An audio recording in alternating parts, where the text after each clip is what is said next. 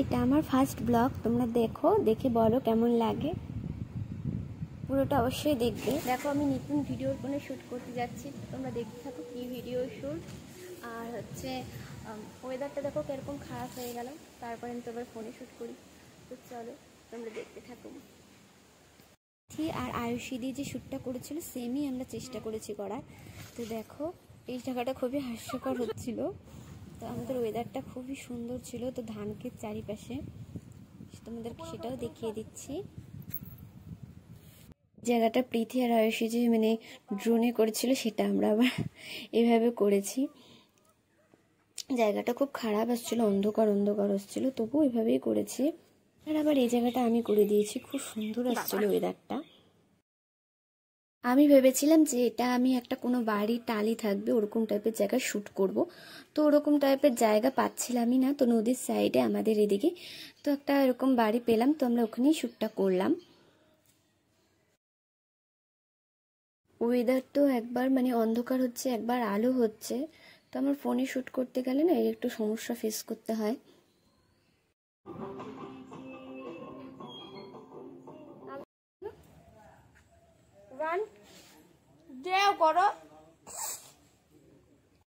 পরে দেখো এইভাবে আমি কেন যাচ্ছি সেটা হয়তো তোমরা বুঝবে না।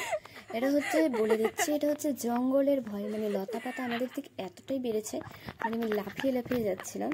তো এটা দেখে বিদিশা হাসছিল। কিসের বলো তো, এই ডানটিটা হচ্ছে লতা পাতার জন্য, বলো না নিচের দিকে তাকা বিদিশা। তো চলো চলো আসো আসো। এই জায়গাটা আবার বেশ একটু ঠান্ডা ঠান্ডা লাগছিল। তো আমাদের নদীর সাইডের ভিডিও। তো তোমরা ভিডিওটা দেখার জন্য ওয়েট করে থাকো। আর হয়তো ভিডিওটা আগেও আসতে পারে ব্লগটা, কিংবা পরেও আসতে পারে, কিন্তু আবার নাও আসতে পারে। কারণ ওই কথাটা বললে, কারণ আমি এরকম অনেক ব্লগ ভিডিও বানাই কিন্তু আমি দিতেই ভুলে যাই। ও তো দেখো এই যে লোকেশন, ভিডিও তো আমার মা করে দিল। তোমরা ভিডিওটা অবশ্যই সবাই মিলে দেখবে, আর লাইক কমেন্ট শেয়ার সাবস্ক্রাইব করবে দিবে। আর হচ্ছে এরকম যদি আচ্ছা কমেন্টও করে দিবে। আর যদি মানে এরকম ব্লগ ভিডিও আরও দেখতে চাও তাহলে অবশ্যই অবশ্যই কমেন্ট করে দিও। আর চলো আজকের মতো বাই বাই, টাটা। আর এত রোদ্রে এত গরম, আর তোমরা ভাবো একটা ভিডিও করতে কত ক্যামেরা বলো আর ফোন বলো একই ব্যাপার, একই টাইম লাগে। তো চলো টাটা বাই বাই।